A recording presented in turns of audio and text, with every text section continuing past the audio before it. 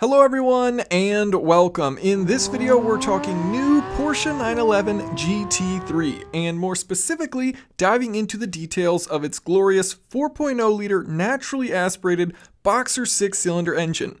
And so that it's abundantly clear, a portion of this video is sponsored by Mobil 1, however this is not in any way sponsored by Porsche. Now, I don't know what the perfect engine is. I think there's an argument to be made for any high-revving V8, V10, or V12, and growing up, I was a Ferrari fanboy and just assumed everything they did was the best. And one day, I was lucky enough to get the opportunity to drive a 458 and a Porsche GT3 back-to-back. And I'll be honest, I was looking forward to the 458 much more than the GT3, and yet once I actually drove them, I found myself suddenly drooling over the 911. It was better, in my opinion. And to my surprise, it even sounded just as good as the 458 screaming V8. At the heart of the 911 GT3 is a masterpiece of an engine. In today's world of excessive numbers, 500 horsepower might not sound like all that much. And yet this 500 horsepower is enough for the 911 GT3 to outlap its much more potent rivals on the Nürburgring, like the McLaren 720S or Ferrari 488, posting a sub-7-minute lap time. Equally impressive, it's only seconds behind the nearly 900 horsepower Porsche 918, and the Nürburgring is a high-speed track. Power definitely matters here. So how have they done it? Well, let's talk a little bit about why this engine is so impressive. And to do so, I'm going to compare the 4.0 liter boxer 6-cylinder to a twin-turbo V12 used in the Rolls-Royce Ghost. Now, obviously, these are completely different applications. One wants to be very fast, and the other wants to have enough power so that the driver, or more likely rear seat passenger, doesn't feel like they've wasted $400,000 on a car that's super heavy. The point is, both cars want lots of power, they just want it for different reasons. So Porsche's naturally aspirated Boxer 6 makes 502 horsepower and 346 pound-feet of torque. In 2015, the Rolls-Royce Ghost engine was making 563 horsepower and 575 pound-feet of torque. Of course, the Rolls-Royce is making more power and torque. It's bigger, and it's turbocharged. But what if you start to compare them on a per-liter basis? So let's say we have a 1-liter single-cylinder engine that represents our GT3 engine. Because it's naturally aspirated, it's pulling air into that cylinder that starts at atmospheric pressure. So in an ideal world, this engine can pull in and fill up this cylinder with atmospheric pressure. Ultimately, this amount of air is mixed with the correct amount of fuel, and that creates a certain force to push the piston down. The more air and fuel, the more potent the combustion, and thus the greater the force. The GT3 engine is capable of creating 86.6 pound-feet of peak torque for each liter of the engine. So our 1-liter representative example here is making 86.6 pound-feet of torque. Now, this is where the Rolls engine has a huge advantage because it's turbocharged. So the engine starts with the ability to bring in at max atmospheric pressure. Then on top of that, the twin turbochargers act as compressors, forcing additional air in, meaning we now have more air than atmospheric pressure. More air, we can burn more fuel, and thus we can make a greater force pushing down that piston. And yet, when this Rolls engine is operating at peak torque, that force only translates into 87.2 pound-feet of torque, not even a single pound-foot over the naturally aspirated Porsche engine. If you want to dive into engineer nerd talk, the Porsche engine has a brake mean effective pressure of 14.8 bar, while the Rolls engine is just 14.9 bar, this being the average pressure forcing the piston down during the power stroke. How can they be so close? The answer here isn't that the Rolls-Royce engine is garbage. The 6.6-liter V12 is made by BMW, a company quite capable of producing fantastic engines like this V12. But it does help illustrate just how impressive the GT3 engine is. The secret to Porsche's potency is that naturally aspirated engines aren't actually limited to atmospheric pressure. With the right design, naturally aspirated engines are capable of achieving a 10 to 15% increase over atmospheric pressure in the cylinder, potentially even slightly higher under perfect conditions. This is by no means easy, which is why this Porsche engine is so impressive. I only know of one other naturally aspirated production car engine making more torque per liter, and that's the Ferrari 458. So how does Porsche do it? Well, for starters, they're using a variable intake manifold with 2 switchable resonance valves and 6 individual throttle bodies.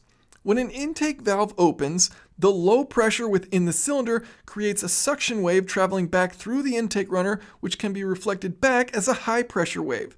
Also, when an intake valve closes, the air rushing into the cylinder is suddenly cut off, building a high pressure area near the intake valve that then bounces around as a pressure wave inside the manifold.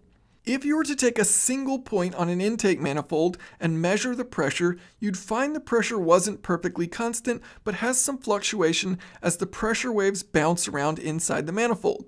You can use this to your advantage. If you have the high pressure wave timed correctly, it will help force additional air into the cylinder before the intake valve closes, essentially providing a bit of boost to your naturally aspirated engine.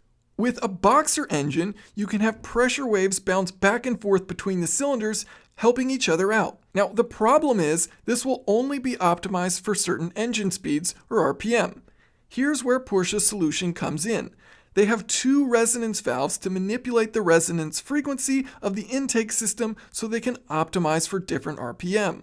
I found a patent filed by Porsche in 2005 that describes how a system like this works, though that doesn't necessarily mean it's exactly what's happening in the GT3 engine. The patent describes an intake manifold that has two connecting pipes, and each connecting pipe has a throttle valve which allows it to connect or disconnect the two cylinder banks from each other. At low RPM, say up to 3000 RPM, both connecting pipe throttle valves are closed, so air comes in and is split between the two chambers. At mid RPM, say between 3000 and 6000 RPM, the first throttle valve opens fully, changing the resonance frequency and allowing for dynamic supercharging and thus better filling the cylinders. Then at high RPM, for example above 6000 RPM, both throttle valves are opened, allowing for optimization for high engine speeds. Porsche also employs variable valve timing for both the intake and exhaust valves, so they can manipulate the valve timing throughout the RPM range so the pressure waves match up as closely as possible to the valve timing to optimize torque. And it doesn't simply end there. As this is a high revving engine, the airflow within the intake manifold starts to move very quickly. At high RPM, like 9000 RPM in the Porsche, airflow is at its peak, and this air mass has inertia. To take advantage of this, you can time the intake valve to close during the compression stroke, meaning the piston is moving up, but the inertia of the incoming airflow is such that it will continue to pump air into the cylinder before closing off the valve. And the complexities don't end there. In addition to a central throttle valve, as well as the two within the intake manifold, each individual cylinder has its own throttle body. Individual throttle bodies can not only optimize efficiency, but they can also mean a very short path between atmospheric pressure to the intake valves, assuming the main throttle valve is open, which optimizes engine response because the air doesn't have to travel far to enter the cylinders.